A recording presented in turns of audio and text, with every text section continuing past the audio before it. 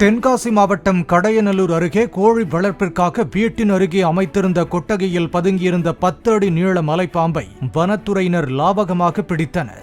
பாதுஷா என்பவர் தான் வளர்த்து வரும் கோழிகள் தொடர்ந்து காணாமல் போனதால் கோழி கூட்டை ஆய்வு செய்த போது அங்கு மலைப்பாம்பு பதுங்கியிருப்பதை கண்டு அதிர்ச்சி அடைந்து வனத்துறையினருக்கு தகவல் அளித்தார்.